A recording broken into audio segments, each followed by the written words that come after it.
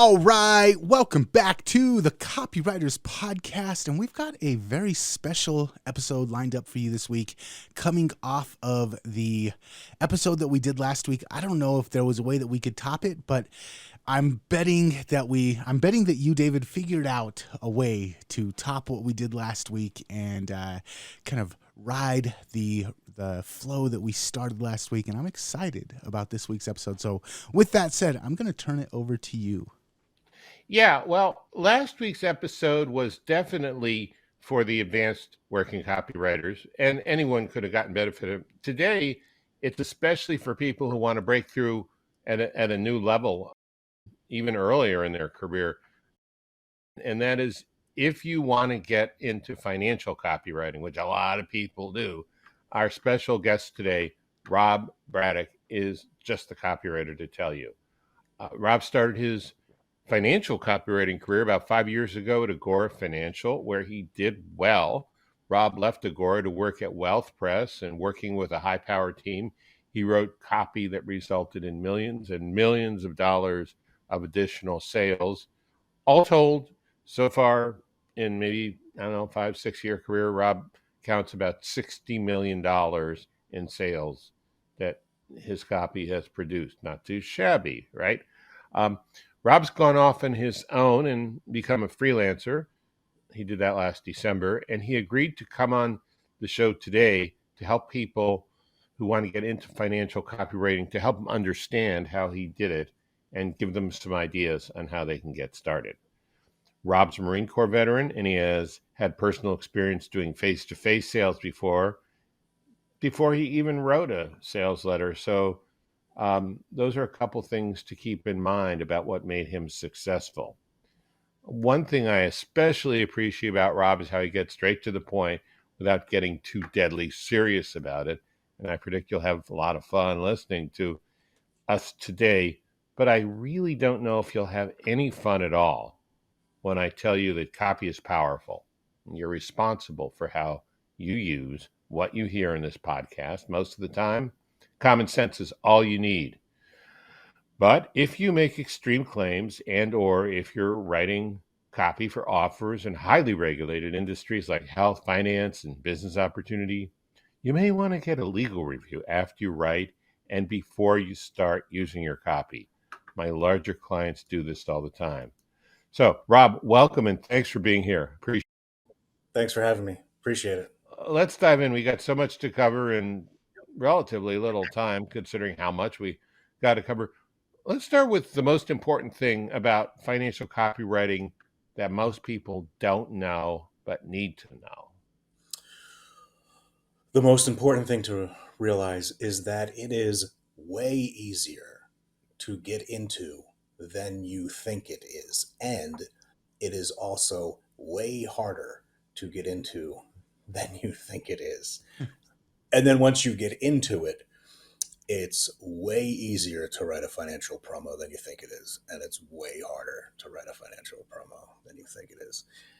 I'm not trying to be clever or cute with that answer, but that is like the genuine feeling that I have about it. Like the things that I thought would be difficult are the easy things, and the things that I thought would be easy are the difficult things.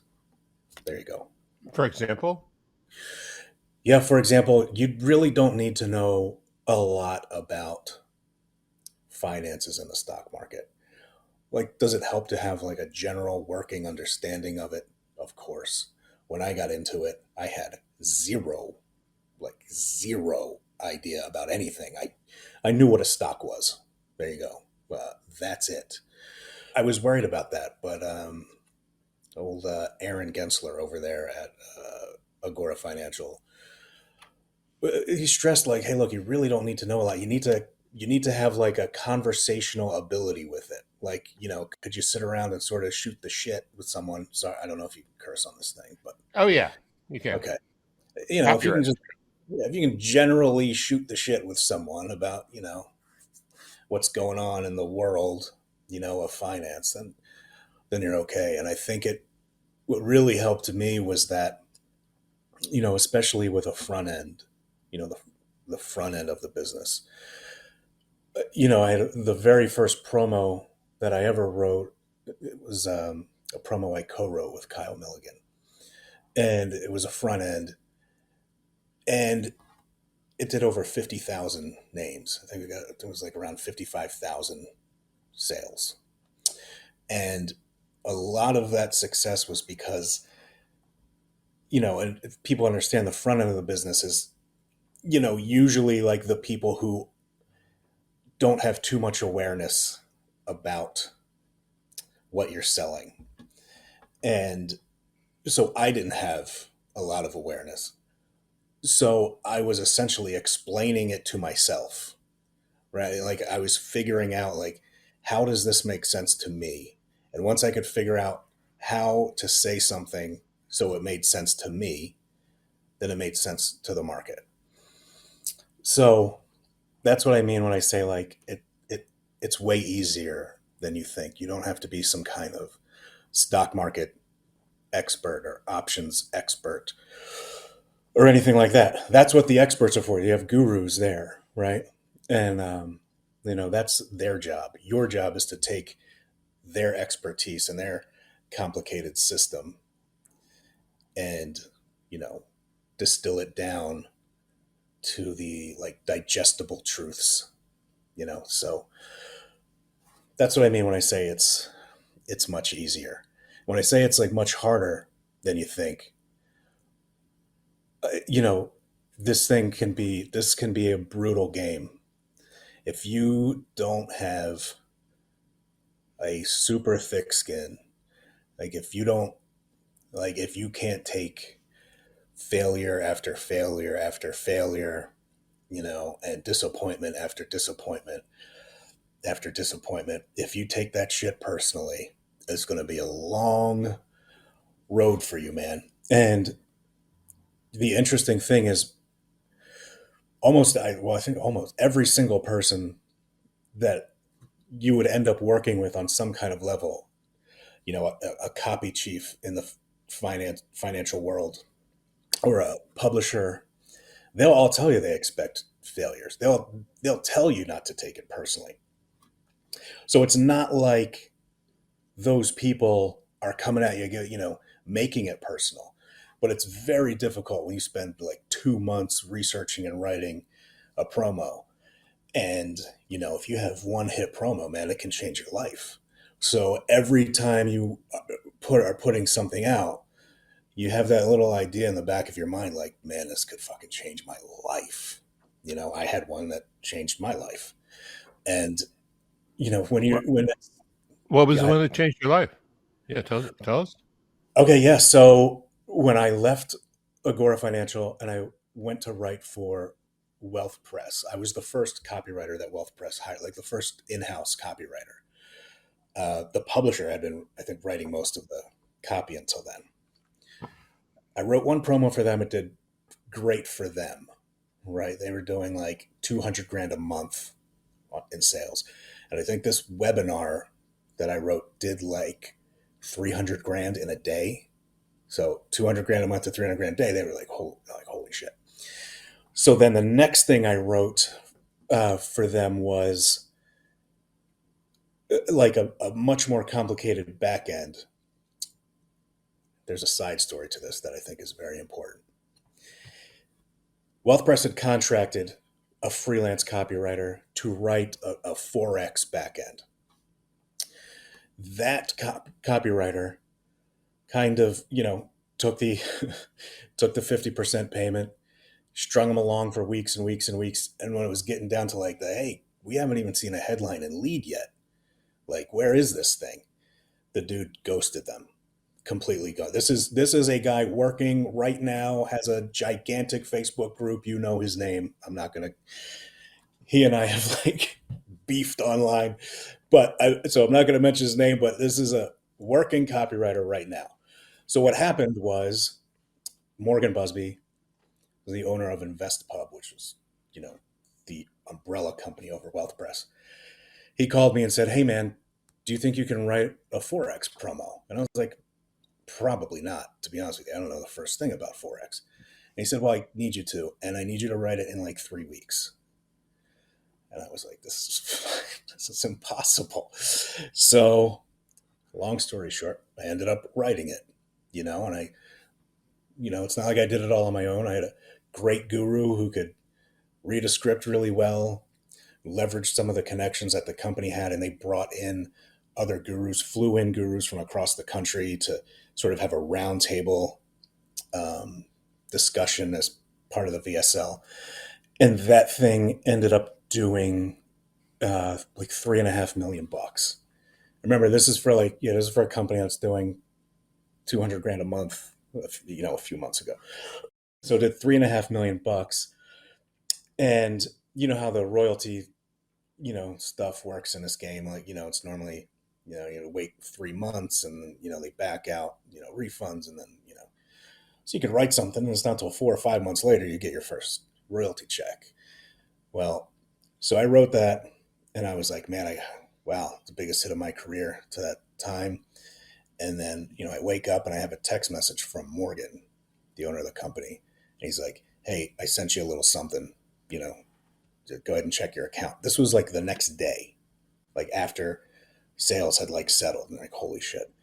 And he wired me into my account $100,000 because, yeah. So the, Wow. I was making 5%, 5% of the sales minus refunds. So, I mean, that wasn't even the full amount that I would eventually end up getting. But he was like so confident. He's like, look, I changed his life a little bit, so that was one of the most awesome things anyone has ever done for me. He certainly didn't have to do it. Right. But when I say like, Well, you one, say, I mean, it's fair. Not that fair and publisher even are usually in the same paragraph, but you saved his butt, so right? yeah, Morgan Busby is the nicest guy in financial publishing. And, but that's what I mean when I say like one promo can change your life. That changed my life. It's the most amount of money I ever had at one time, like ever, and Yeah.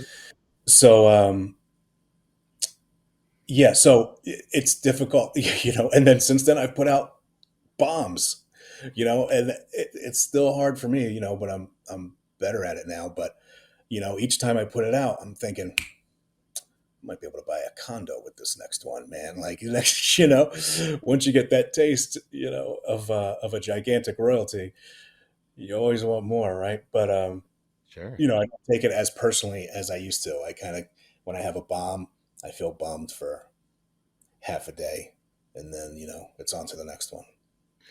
Yeah, I mean that's such a great point. It's like you gotta think about Babe Ruth. Maybe you don't, but I would, swing for the fences. And he also struck out more than anybody else. But I think at the time he got more home runs than anybody else too.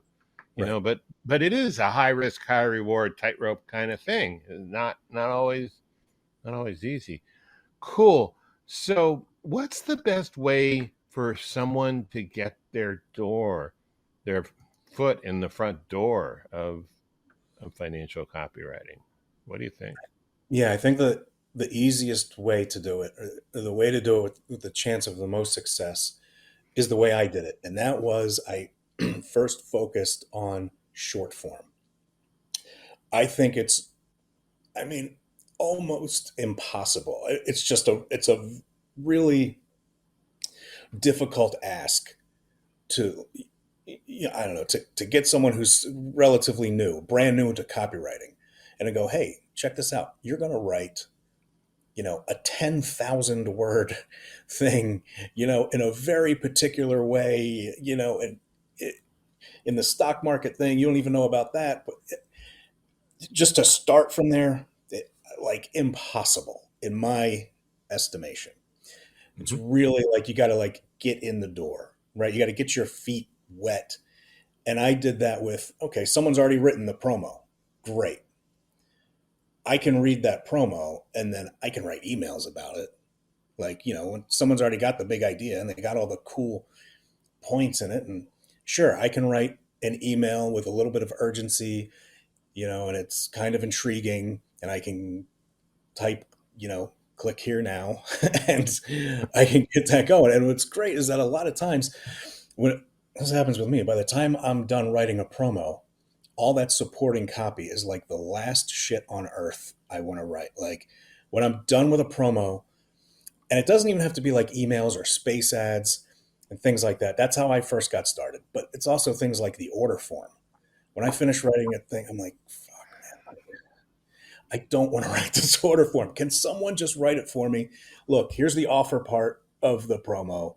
I've paid people $500 to write my, order form before. And, I go through it and fix it up and change it around, but it's just not wanting to do all that supporting copy work afterwards. So that's how I got started.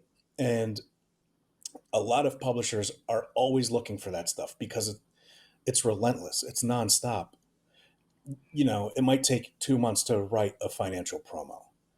And then, you have a whole team of people help getting it out.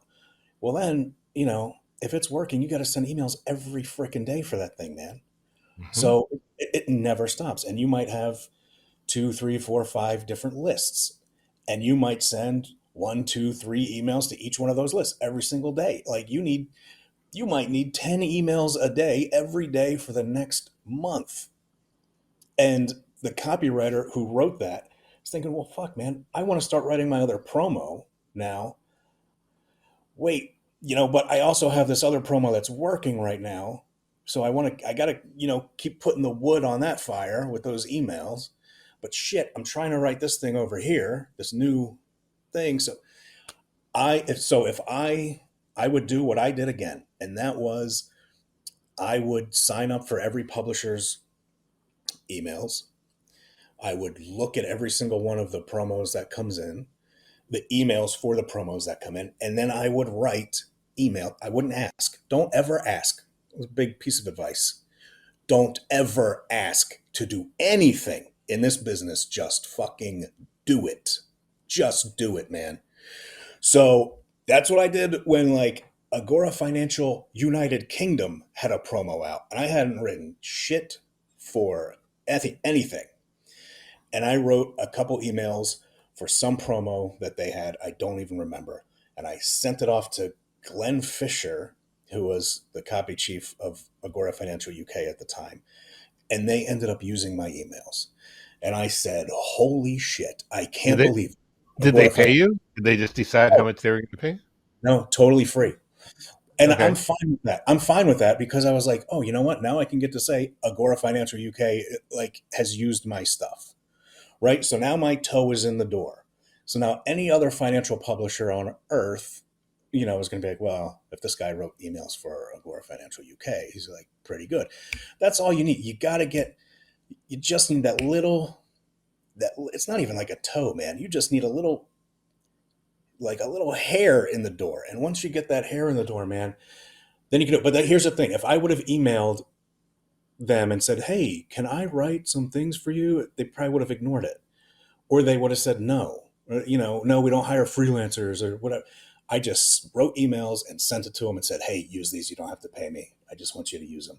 Just share some stats with me if you do use them. And that's what they did. And that's when I got, I was able to get hired at Agora Financial in Baltimore. And that's what we started out doing for months and Aaron Gensler was my copy chief. And Ryan McGrath trained me a little. You had two guys who were really good teachers and really hard teachers too. I had the best. I was so fortunate. Like I had Joe Schriefer teaching us everything he knows about copy, and Aaron Gensler cracking my fucking teeth every day. and Ryan McGrath, I had the best, situation. So yeah. It was great. But, that's how I got in there with short form copy. And that's what you do for the longest time over there is okay, you write all the supporting copy, you'll write the emails, you write the space ads for already successful promos. And then maybe you start doing releads. And, your audience probably knows what a relead is, but you've got a working promo and it's starting to fatigue, or maybe a promo that didn't work, less a promo that didn't work. And you try to fix it a little bit. That happens way less often. But a promo that's kind of working and fatiguing, you do a re-lead. It's like a new marketing hook, sort of a new big idea, a new headline, and change the lead and keep the rest of the promo. That's the evolution of what I did. Emails to space ads to writing re-leads to then my first promos. Yeah, and what period of time are we talking? How long did this take? So it's a weird thing. Probably 4 months. But what you have to understand is that that was not 4 months of half-assing it. So that was 4 months of we were going through a thing called Copy Camp, right? Oh yeah, Which yeah. every day at Agora Financial, And then after Copy Camp, this is something that I want to make sure, look, man, if you really want to do this thing, and I know not everyone has the ability to, at the time I moved to Baltimore, right? And not everyone can do that. And at the time, Agora required that, but I don't think they do now. But just to give you an idea of if you want to make it in this thing, man, what does it take? Okay. It was me, a copywriter named Ben Ogren, and who's still at Agora Financial, and a copywriter, Manny Madrano. And we were living together in Baltimore, and we would wake up at 5:30 in the morning, and we would, get our coffee and whatever, and we'd meet down at the front door, and we would walk together through the downtown streets of Baltimore at 5:30, 5:45 in December, January, February, cold as shit, through the snow, a lot of shady shit going on because it's Baltimore, and we would be the first people at the offices at Agora Financial. We'd be at the office at 6:30 at the latest, sitting down, writing copy, reading copy, studying copy. Aaron Gensler, who was getting in earliest, would come in at 7:30 and be like, "What the fuck are you guys doing here?" Already, and we did that for months and months and months and months and months, and other people didn't. There were people in our copy group that didn't do that.